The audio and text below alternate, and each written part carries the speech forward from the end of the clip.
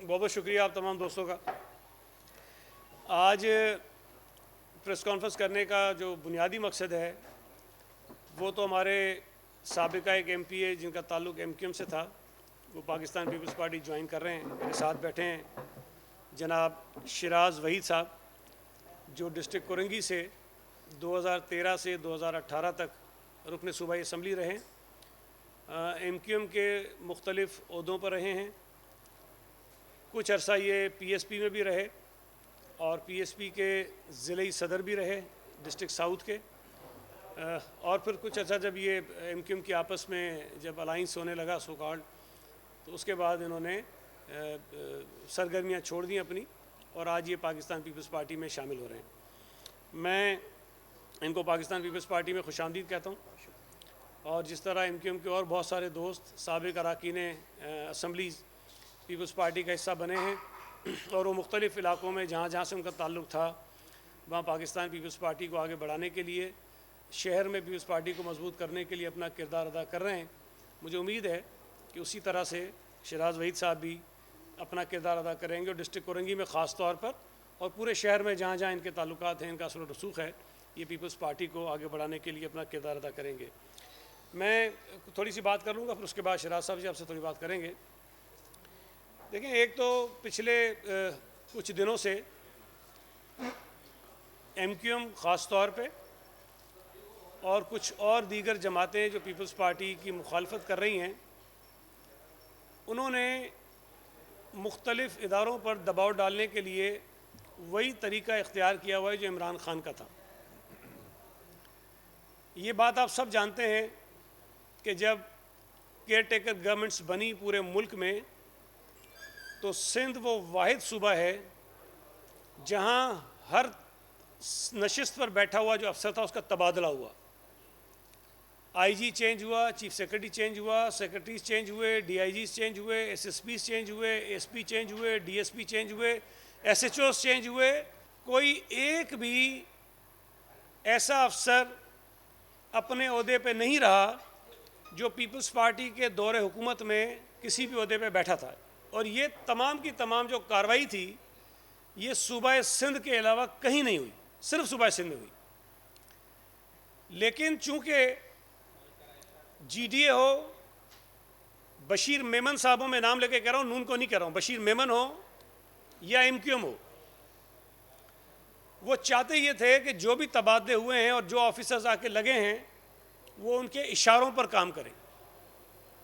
जहाँ उन्होंने देखा कि कोई अफसर अगर उनकी बात नहीं मानता तो उसको ये टैग कर देते थे कि ये पीपल्स पार्टी का आदमी है, इसलिए जो है वो इसको हटाया जाए। और शायद ये भी इसी सूबे में हुआ है कि निगरान सेटअप में जो ऑफिसर्स लगे कि जी इलेक्शंस तक ये अफसर लगे रहेंगे, एक मरतबा लगने वाले ऑफिसर्स को दोबारा हटाया गया और पता नहीं बार बार हटाया जा रहा है। रोज़ाना आप ही लोग खबरें देते हैं कि आज ये एसपी जा रहा है, तो आज ये डीएसपी जा रहा है, तो आज ये डीसी जा रहा है, ये सारी खबरें आती रहती हैं। मैं ये समझता हूँ कि जैसा आपने देखा था ना, इमरान खान को अगर अदालत पसंद नहीं तो चढ़ाई कर दो अदालत पे, मतलब उसको इतना कंट्रोवर्शियल बना दो कि हर आदमी कहे कि जी फलां जज जो है बहुत बुरा है। अगर इलेक्शन कमीशन जो है इमरान खान की ख्वाहिशात पर नहीं चल रहा तो इमरान खान जो है इलेक्शन कमीशन पर चढ़ाई कर देता था। अगर मीडिया पर कुछ एंकर्स या कुछ रिपोर्टर्स या कुछ चैनल्स इमरान खान की बताई हुई जो डगर है उस पर नहीं चल रहे हैं तो उन चैनल्स के पीछे पड़ जाओ, उन एंकर्स के पीछे पड़ जाओ, उन रिपोर्टर्स के पीछे पड़ जाओ और उनको मुतनाज़ा बनाओ। यहाँ तक हुआ कि पाक फ़ौज जिस पर इमरान ये इल्ज़ाम लगाता था कि वो शायद उसको हटाने में इन्वॉल्व हैं या सारी दुनिया जानती है कि लाने में इन्वॉल्व थे, लेकिन जब उन्होंने ये फ़ैसला किया कि हम अपने आप को बिल्कुल न्यूट्रल करते हैं, गैर जानेदार करते हैं, बिल्कुल अपने आप को सियासी किरदार से बाहर निकालते हैं, जो एक अच्छी चीज़ थी, जब उन्होंने ये किया और इमरान खान ने उनसे ये ख्वाहिश की कि मुझे बचाओ, जब उन्होंने कहा जी हमारा काम नहीं, आप जाने, आपकी सियासत जाने, आपकी असम्बली जाने, उनके पीछे पड़ गया। एग्जैक्टली यही तर्ज अमल इस वक्त जो है यहाँ पर एमक्यूएम कर रही है, पीएमएलएन कर रही है और जीडीए कर रही है। अब इलेक्शन कमीशन के पीछे लग गए, यहाँ मुख्तलिफ ऑफिसर्स के पीछे लग गए। और ये मैं आपको बता दूं कि बशीर मेमन साहब ऑफिसर्स को फ़ोन करता है, उनको डराता है, धमकाता है, उनको कहता है कि ये करो, और अगर नहीं करोगे तो मैं तुम्हारे साथ वो अशर करूँगा, तुम याद रखोगे। और फिर इत्तफाक की बात है कि शायद सुनते हैं कि कुछ अरसे में वो अफसर चेंज भी हो जाता है।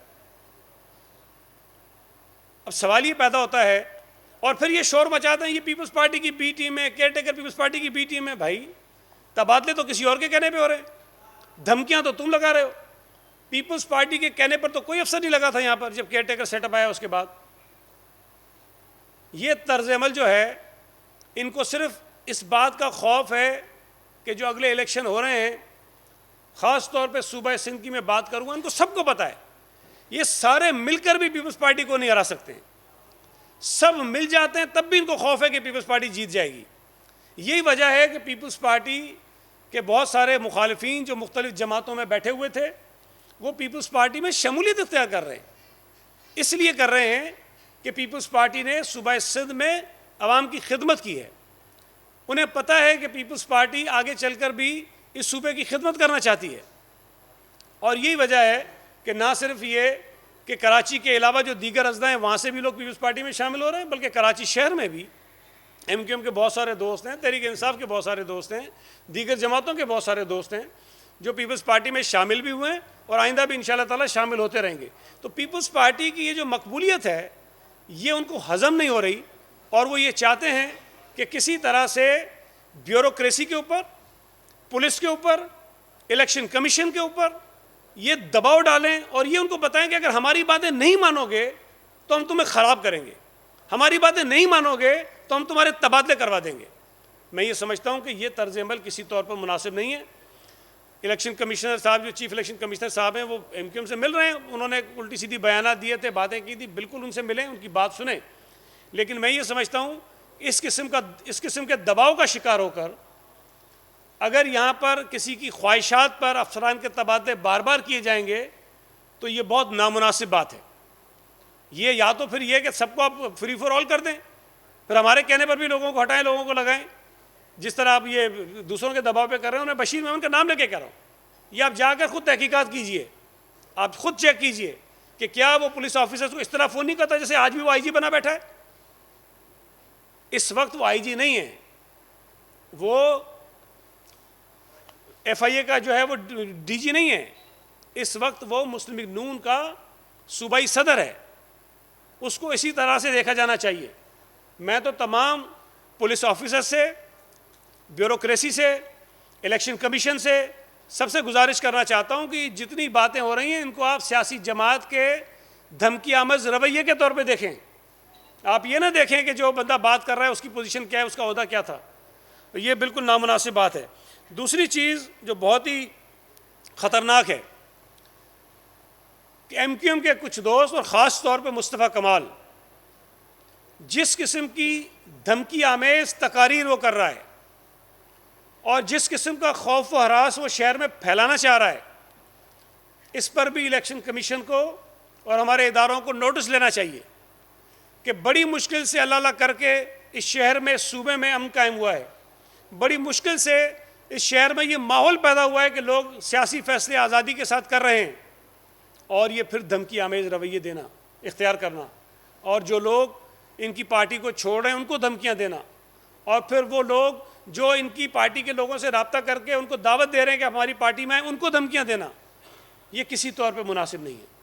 अभी कुछ दिन पहले शायद कहीं उन्होंने तकरीर फरमाई है जिसमें वो कह रहे हैं अगर हम लड़ने पे आ गए तो हम सिर्फ वो लड़ाई नहीं करेंगे, और कहते हैं 40 साल की हमारा जो है वो देख लो रिकॉर्ड उठा के, अगर हम लड़ाई पे आ गए तो किसी, मतलब वो बताना चाहते हैं कि जो माजी में शहर में होता रहा हम फिर वही करेंगे। भाई सियासी तौर पे मुकाबला आप करें, आपको कोई नहीं रोकेगा। आप जाएं, पीपल्स पार्टी के लोगों से रब्ता करें। आप समझते हैं कि अगर आप आपकी बात पर यकीन करते हैं, अगर MQM को इतना मकबूल समझते हैं, आपकी तरफ आना चाहते हैं, बिस्मिल्लाह ले जाएं उनको, जो आना चाहते हैं खुशी से। लेकिन ये कोई तरीका नहीं है कि एक सियासी अमल में जो लोग हिस्सा लेते हैं, आपकी जमात छोड़ते हैं, किसी और जमात में जाते हैं, आप उनको धमकियाँ देते हैं। पीपल्स पार्टी के वो लोग जो सरगर्मी से शहर के अंदर काम कर रहे हैं, आप उनको धमकी देते हैं। ये कहाँ का तरीका है? हमने कौन सी किसी को धमकियां दी है भाई? हम तो प्यार मोहब्बत की बात करते हैं, शहर में अमन फैलाने की बात करते हैं, शहर में तरक्की लाने की बात करते हैं, शहर को आगे बढ़ाने की बात करते हैं, शहर में लोगों को जोड़ने की बात करते हैं। और लोग बिलावल भुट्टो साहब का, आसिफ अली जरदारी साहब का जो ये पैगाम है उस पर लब्बे कह रहे हैं। और ये तर्ज अमल जो है किसी तौर पर मुनासिब नहीं है।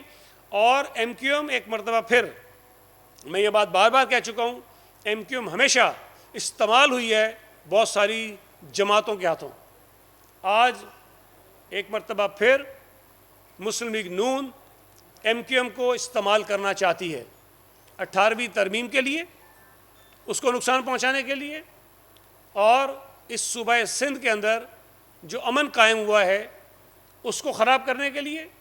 इस शहर के अंदर देही और शहरी का जो फ़र्क ख़त्म हो रहा है, जिस पर पीपल्स पार्टी की क़यादत ने बहुत काम किया है, उस फ़र्क को जो ख़त्म करने की कोशिश हो रही है उसको सबोटेज करने के लिए MQM एक मरतबा फिर इस्तेमाल होने जा रही है। मैं MQM के दोस्तों से गुजारिश करूँगा कि आपकी सियासत सूबा सिंध में होनी है, आपकी सियासत कराची शहर, हैदराबाद शहर और दीगर इलाकों में है। खुदा के लिए इस सूबे को, इन शहरों को नुकसान पहुँचाने की किसी साजिश का हिस्सा न बने। आप मुकाबला करें, इंतखाबी अमल में मुकाबला करें, सियासी तौर पर मुकाबला करें, इलेक्शन लड़ें, लोग अगर आपको वोट देते हैं बिस्मिल्लाह आप जीतें। लेकिन धमकी देकर, दादागिरी कर कर, बदमाशी करके जो है वो किसी तौर पर भी ये मुनासिब नहीं है कि आप आगे बढ़ें। ये बात मैं बार बार कह रहा हूँ, दोबारा दोहरा रहा हूँ कि इस वक्त बदकिस्मती से MQM जो है वो PSP माफिया के नरगे में है और उसके ऊपर PSP माफिया का कब्ज़ा है। और जिस तरह इमरान खान कोई बात कहता है ना, तो उसका जवाब भी आपको इमरान खान के बयान में मिल जाता है। कोई पुरानी वीडियो आपको मिल जाएगी कि आज इसने क्या कहा है, तो उससे 2 साल पहले इमरान ने क्या कहा था, उसी बात का उलट होगा। आज जो कुछ मुस्तफ़ा कमाल कह रहा है MQM के लिए, जितना अरसा वो PSP का सरबराह रहा है, उसके जितने इंटरव्यूज़ हैं, जितने बयानात हैं, जो अलकाबात उसने दिए थे MQM पाकिस्तान के लीडर्स के लिए, उनके लोगों के लिए, वो निकाल के चला दीजिए, सब पता चल जाएगा आपको। मुझे तो हैरत ये है कि MQM पाकिस्तान में जो भी दोस्त बैठे हुए थे वो कमज़ोर, बिल्कुल MQM पाकिस्तान बहुत थी, लेकिन ये क्या सोच के उन्होंने मुस्तफ़ा कमाल के हवाले क़यादत कर दी है कि जो आदमी MQM की बुनियाद के ख़िलाफ़ बोलने लगा था, जो अपनी जो बानी थे उसके साथ जो बोलता था, MQM पाकिस्तान के तमाम लीडर्स जो आज बैठे हुए हैं उनमें से एक एक आदमी का नाम उठाइए और उसके मुतल्लिक मुस्तफ़ा कमाल साहब ने क्या फरमाया था वो उठा लीजिए। उन तमाम लोगों ने उसी आदमी को आगे लगा दिया और सुना है वो बिल्कुल सो कॉल्ड जो है वो बिल्कुल लीडर बना हुआ है उनका, और मुस्तफ़ा कमाल के कहने पर तमाम जो है वो MQM पाकिस्तान चल रही है। लेकिन मुस्तफ़ा कमाल के आने से मैं ये समझता हूँ कि MQM पाकिस्तान का जो थोड़ा बहुत वोट बैंक बचा था, जो शायद उनको वोट दे देता इसलिए कि ये बची खुची MQM है, वो भी फारिग हो गया। और इस वक्त कोई ऐसा शख्स जो किसी भी तरह से MQM पाकिस्तान के साथ था, वो अब उनके साथ नहीं चलना चाहता। मैं तो ये समझता हूँ कि ये अगर धमकियाँ देना बंद करें और हर उस आदमी को जो इनके साथ नाराज़ होता है उसको टैग ना करें MQM लंदन के साथ। बदकिस्मती तो ये है कि ये मुखबरियाँ करते हैं अपने लोगों की। जो आदमी इनसे नाराज़ होता है उसके ख़िलाफ़ जाके ये मुखबरियाँ करते हैं कि ये MQM लंदन का आदमी है, उठवाते हैं, गिरफ़्तार करवाते हैं, जूते लगवाते हैं, उनको केसेस बनवाते हैं उनके ऊपर। ये तो ये किसी ऐसे शख्स को बर्दाश्त नहीं कर सकते जो इनके साथ चलना ना चाहता हो। मैं ये समझता हूँ कि ये बहुत नामुनासिब बात है और इस किस्म की बातें इस शहर में जो अमन कायम हुआ है उसको नुकसान पहुँचाएंगी। इलेक्शन करीब हैं, MQM को या so called PSP plus MQM को या दीगर जमातों को अगर इलेक्शन लड़ना है तो वो आएँ, इलेक्शन लड़ें, हम उनका मुकाबला करेंगे सियासी तौर पर। लेकिन ये बदमाशी वाला लहजा, ये दादागिरी करना, ये लोगों को धमकियां देना, ये उनको जो है बंद करनी चाहिए। मैं आखिर में सिर्फ एक बात करूंगा कि हमारी लीडरशिप जब मियां नवाज़ शरीफ के लिए ये कहती है कि वो नया लाडला है, तो ये बहुत तकलीफ़ होती है उनको, बहुत बुरा भला कहते हैं और कहते हैं कि जी हम शायद पता नहीं कौन सा कोई बड़ा जुर्म कर रहे हैं। मैं ये समझता हूँ कि एक तो ये जो टैग है जिसको बरमला PMLN के लोग कहते हैं लोगों को कि हाँ आज के लाडले हम हैं और अगली हुकूमत हमारी, अगला वज़ीर आज़म नवाज़ शरीफ है, उनको पता नहीं है कि वो नवाज़ शरीफ की सियासत का जनाजा निकाल रहे हैं। जो उसकी सियासत थी, जो उसके नारे थे, जो उसकी सोच थी, उसका जनाजा PMLN के नून के लोग खुद निकाल रहे हैं। मैं सिर्फ ये एक बात कह के अपनी बात ख़त्म करूँगा, फिर वक़ार भाई बात करेंगे। हमारी बातों पे नहीं जाइए। जो कुछ शाहिद खाकान अब्बासी ने कहा है, मैं समझता हूँ कि वो तो आपका साबिक वज़ीर आज़म था, और जब वो ये कह रहा है कि नवाज़ शरीफ को इस तरह की सियासत नहीं करनी चाहिए जिस रास्ते पर उसको लगा दिया गया है, तो इस पर उनको खुद गौर करना चाहिए। इससे पाकिस्तान की सियासत को नुकसान होगा। अगर Pakistan Peoples Party level playing field की बात करती है तो सिर्फ पीपल्स पार्टी अपने लिए नहीं कहती, हम तमाम सियासी जमातों के लिए बात करते हैं। हम PTI के लिए बात करते हैं, हम जमात इस्लामी के लिए बात करते हैं, हम MQM के लिए बात करते हैं, हम PMLN के लिए बात करते हैं, पीपल्स पार्टी के लिए बात करते हैं कि जब इंतखाबात होने हों तो तमाम जमातों को यकसा माहौल मिलना चाहिए, ताकि आज़ादी के साथ वो अपनी सियासी मुहिम चला सकें और लोगों को कायल कर सकें कि जी अपने प्रोग्राम पर, अपने मंशूर पर, कि जी लोग उनको वोट करें। और इसमें कोई अगर ऐसा तासुर कहीं से उभरता है कि किसी शख्स को, किसी जमात को, किसी लीडर को नाजायज़ तरीके कहते हैं कि जी फ़लाँ जगह पे पीपल्स पार्टी के हल्के अच्छे कर दिए गए, ज़रा वो भी तो बताया ना जो इनके लिए अच्छे कर दिए गए हैं, उसका जिक्र नहीं करेंगे ये। तो हल्का बंदियों पर जो एतराज़ात हैं उस पर आवाज़ उठाने के लिए जो कानूनी रास्ते मौजूद हैं हम भी उठाएंगे, इख्तियार करेंगे, वो भी करें। लेकिन चूँकि MQM को, GDA को, PMLN को ये यकीन है कि इंतखाबात हार रहे हैं, इसलिए वो चाहते हैं कि ये तनाज़े बढ़ते रहें, और ये शायद उनकी ख्वाहिश हो सकती है कि इलेक्शन वक्त पे ना हो। लेकिन पाकिस्तान पीपल्स पार्टी पहले दिन से, जब से साबिका जो हुकूमतें थीं उनका जी टर्म पूरी हुई थी 5 साल की, हम उस वक्त से ये कहते रहे कि इलेक्शन वक्त पे होने चाहिए, फ़ौरन होने चाहिए, और पीपल्स पार्टी उसके लिए तैयार है।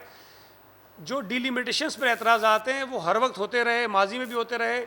और मैं ये समझता हूँ कि प्रॉब्लम MQM को ये है कि देखिए माजी में इन्होंने अपनी मर्ज़ी की हल्का बंदियाँ करवाई हैं, और पीपल्स पार्टी को कभी ये मौका नहीं मिला, कभी भी, कि उन्होंने अपनी मर्ज़ी की हल्का बंदी की हो। बल्दियात के हल्के पहले सूबाई हुकूमतें बनाती थीं, सूबाई हुकूमतें। पीपल्स पार्टी ने तमाम माजी के इंतखाबात बल्दियाती सूबाई हुकूमतों के, अपनी मुखालिफ सूबाई हुकूमतों के बनाए हुए हल्कों पर इलेक्शन लड़े। लेकिन पहली मरतबा ये हुआ 2013 में या पता नहीं 12 में, हल्का बंदी करने का ज़िम्मा आया और हुकूमत पीपल्स पार्टी की थी, हमने कानून के मुताबिक बनाए। उस वक्त ये तमाम की तमाम जमातें जो हैं वो चली गई कोर्ट में और कहने लगे नहीं, ये हुकूमत को नहीं बनाना चाहिए, इलेक्शन कमीशन को बनाना चाहिए। और सुभान अल्लाह, अदालत जिसको सारी ज़िंदगी ख्याल नहीं आया कि ये इलेक्शन कमीशन को बनाना चाहिए, लेकिन जब पीपल्स पार्टी की बारी आई तो उन्होंने कहा इलेक्शन कमीशन को बनाना चाहिए। उसके बाद से बल्दियात के हल्के भी इलेक्शन कमीशन बनाता है। तो पीपल्स पार्टी हमेशा अपनी मर्ज़ी के ख़िलाफ़ अपने मुखालिफों के बनाए हुए हल्कों पर इलेक्शन लड़ती रही है। अब इनके साथ मजबूरी ये हो गई है, परेशानी ये हो गई है कि शायद इस मरतबा जिस किस्म की हल्का बंदी ये चाह रहे थे, जो जेरी बैंड्री का वर्ड इस्तेमाल करते, सारी ज़िंदगी इन्होंने ये की है, वो चाहते थे, वो नहीं हो पाई है, तो उस पर उनको तकलीफ़ है और ये चाहते हैं कि उसकी किसी में इलेक्शन ना हो। बात आपने पूछी इमरान खान वाली, पीरनी को तो हमने सुनी थी, पीर का हमने नहीं सुना था कि वो पेपर पर लिख के देगा कि कौन जीतेगा तो वो जीत जाएगा। इमरान खान को सिर्फ ये कहें कि वो पेपर पर ये लिख के दे कि वो छूट घबराए। तो इमरान खान ज़ाहिर है साबिक चेयरमैन है PTI का, वो ये बिल्कुल कहेगा कि PTI को जीतना चाहिए और जीतेगी, ये नहीं कहेगा तो उसका तो काम उतर जाएगा सारा, वो ये कभी नहीं कहेगा PTI हारेगी। लेकिन ज़मीनी हकीकत ये है कि इस वक्त PTI इंतखाबात में ज़रूर शामिल होगी, होना चाहिए उसको, हमारी ये ख्वाहिश है कि इलेक्शन वो लड़े, लेकिन इतनी सीटें वो जीत जाए कि किसी सूबे या विफाक में हुकूमत बनाए, मेरा ख्याल है कि ये मुमकिन नहीं है। जिस अंदाज़ में, जिस तेज़ी से PTI को लोग छोड़ते जा रहे हैं, ये आने वाले दिनों में इसमें और तेज़ी आएगी और बहुत सारे लोग मज़ीद PTI को छोड़ेंगे। जो दूसरी बात आपने की, देखिए निगरां जो हुकूमतें होती हैं उनका जो इख्तियारात हैं, उनका जो मैंडेट है वो बड़ा महदूद होता है। मुझे नहीं पता कि कैबिनेट उनके क्या क्या फ़ैसले कर रही है, लेकिन वो डे टू डे अफेयर्स चलाने के लिए उनके पास फ़ैसला करने का इख्तियार होता है, लॉन्ग टर्म पॉलिसी डिसीजंस लेने का उनके पास कोई इख्तियार नहीं होता। ठीक है, हाँ। तो पॉलिटिकल पर्सनैलिटीज़ भी लिखा हुआ है, तो मेरा ख्याल है कि हम वो अपना काम कर रहे हैं और करते रहेंगे। ये जो आपको लग रहा है कि ये तमाम की तमाम जमातें हमारे ख़िलाफ़ खड़ी हैं। हो सकता है कि वो जो नाम और निशान है वो तो कहीं खड़ा रहे, उसके नीचे जो पहिए अगर वो निकल जाएं तो फिर वो पार्टियाँ चलेंगी कैसे। तो मेरा ख्याल है कि अभी आप इंतज़ार कीजिए, इंशाल्लाह ताला इलेक्शन में अभी 2-2.5 महीने हैं, तब तक बहुत सारा काम जो है बेहतर हो जाएगा और पीपल्स पार्टी पहले से ज़्यादा नशिस्तें लेगी कौमी सूबाई की, कम से कम सिंध के हद तक तो मैं आपको यकीन से ला सकता हूँ। या कारकुन का तो मुझे बिल्कुल भी नहीं पता वो कभी रहा है कि नहीं है, लेकिन मैंने जो बात कही अभी कि इन तमाम जमातों को ये परेशानी पड़ी हुई है कि किसी तरह से हम तमाम इदारों को दबाव में लाएं, और मैं समझता हूँ कि ये बड़ी नामुनासिब बात है। अगर किसी शख्स के ख़िलाफ़, किसी इदारे के ख़िलाफ़ कोई बात करनी है तो उसका कोई सबूत होना चाहिए। ये रेंडमली कह देना कि ये पीपल्स पार्टी का वर्कर है और ये सारा पीपल्स पार्टी के कहने पे कर रहा है, ये बड़ी नामुनासिब बात है। और मेरी तो गुजारिश होगी तमाम जमातों से, PTI ने जो ये रविश इख्तियार की कि इदारों को अपनी सियासत की भीड़ चढ़ाया जाए, उसका इस मुल्क को, इस मुल्क के इदारों को बहुत नुकसान पहुँचा है। हमारे तमाम इदारे मुतनाज़ हो जाते हैं, इसलिए तमाम सियासी जमातों को और उनके लीडर्स को जो कम से कम आइनी इदारे हैं, कौमी इदारे हैं, उनको अपनी सियासत का निशाना नहीं बनाना चाहिए। आपको किसी शख्स से, किसी इदारे से कोई इख्तलाफ है, कोई नाराज़गी है या कोई आपका सबूत है तो वो ज़रूर सामने लेकर आइए कि जनाब इस शख्स ने ये काम जो है गलत किया है। KP के अंदर जो केयर टेकर गवर्नमेंट है, जो गवर्नर हैं, ज़रा देख लीजिए कि उनका ताल्लुक़ किन जमातों से, किन के साथ है। सूबा सिंध में जो गवर्नर हैं वो बरबला, सबको पता है, सारी दुनिया को पता है, उसका ताल्लुक़ MQM से है। यहाँ पर कोई एक भी कैबिनेट में मेंबर ऐसा मुझे बता दीजिए जो पीपल्स पार्टी का नॉमिनी हो। मैं आपको वफाकी हुकूमत में एक नहीं 5 या 6 नाम गिनवा सकता हूँ जो PMLN के नॉमिनीज़ हैं, वहाँ बैठे हुए सारे के सारे। जो वज़ीर आज़म हैं या और जो वज़रा हैं, उनका ताल्लुक़ किस जमात से और हमदर्दियाँ किन जमातों के साथ हैं, वो आप देख लीजिए। पंजाब की जो हुकूमत है वो जिस तरह चल रही है, वहाँ पंजाब के जो PMLN के लोग हैं उनका कितना असर रसूख है पंजाब की हुकूमत में, ज़रा वो देख लीजिए, सुन लीजिए, पता कर लीजिए। सूबा सिंध तो वाहिद सूबा है जहाँ पीपल्स पार्टी का एक नॉमिनी नहीं है, गवर्नर हमारा नहीं है, पीपल्स पार्टी के दौर के लगे हुए एक एक आदमी को हटा दिया गया है। उसके बाद भी अगर ये कहते हैं कि जी पीपल्स पार्टी की हुकूमत है, तो फिर मैं जो कहता हूँ ना, खौफजदा है ये इंतखाबी नताइज से। ये खौफ नहीं तो और क्या है। अब ये क्या चाहते हैं कि इनकी मर्ज़ी का चीफ मिनिस्टर लग जाए, इनकी मर्ज़ी का IG लग जाए, इनकी मर्ज़ी का चीफ सेक्रेटरी लग जाए। तो ये जो मैंने आपको अभी बताया कि फ़ोन करके लोगों को धमकियाँ देते हैं और उनको ये कहते हैं कि तुम हमारी बात नहीं मानोगे तो हम तुम्हारे तबादले करा देंगे, तुम्हें इबरत का निशान बना देंगे। ये बातें वो कर रहे हैं, हम तो नहीं कर रहे। तो ये मैं समझता हूँ कि वो इन तमाम इदारों को, पुलिस को, ब्यूरोक्रेसी को, इलेक्शन कमीशन को दबाव में लाना चाहते हैं और उनको ये तासुर उनके ऊपर कायम करना चाहते हैं कि अगर हमारी बातें नहीं मानोगे तो तुम इस सूबे के अंदर मुलाजमत नहीं कर सकोगे, इलेक्शन कमीशन में भी होगे तो हम तुम्हें बहुत ही ख़राब करेंगे। देखिए, ये तो MQM की ख्वाहिश और फरमाइश है ना, आप पीपल्स पार्टी का उससे क्या ताल्लुक़ है। उनका एक नुक्ता नज़र है जिसको वो पेश कर रहे हैं PMLN के सामने, उन्होंने रखा उनके सामने और उन्होंने बात मान ली है। लेकिन मैं ये समझता हूँ कि जो 18th अमेंडमेंट है उसमें किसी भी किस्म की तब्दीली छोटे सूबे तो बिल्कुल तस्लीम नहीं करेंगे, और ये मैं आपको बता दूं कि शायद पंजाब भी तस्लीम नहीं करेगा, इसलिए कि जो सूबों में इख्तियारात मुंतकिल हुए हैं वो इख्तियारात जो सिंध को मिले वही इख्तियारात पंजाब को मिले, जो बलूचिस्तान को मिले वही पंजाब को मिले, जो KP को मिले वही पंजाब को मिले हैं। ये मुमकिन नहीं है कि सूबा अपने इख्तियारात किसी भी साजिश के नतीजे में दोबारा मुंतकिल कर दे वफाक को। ख्वाहिशें ज़रूर हो सकती हैं, कोशिशें ज़रूर हो सकती हैं, साजिशें ज़रूर हो सकती हैं, लेकिन ये किसी सूरत नहीं हो सकता। और MQM ने अभी तो ये जिन जमातों को पेश किए वो जाने, MQM जाने, जब पीपल्स पार्टी के सामने आएंगी तो हम उस पर बात करेंगे। अभी तो उन्होंने हमसे बात नहीं की है ना। दूसरी बात, आइनी तरमीम का जो तरीक़ेकार है ना, वो शायद MQM को भी पता होगा, आपको भी पता होगा। सेनेट में भी 2/3 अक्सरियत चाहिए, कौमी असम्बली में 2/3 चाहिए। अगर तो नून और MQM मिल के 2/3 अक्सरियत में आ जाते हैं तो बिस्मिल्लाह करें, फिर सेनेट में भी लेकर आए 2/3 अक्सरियत। तो ये बहरहाल वो दूर के डोल हैं, वो भले ये बजाते रहें, सुनते रहें, अपने आप को खुश करते रहें। बहुत शुक्रिया।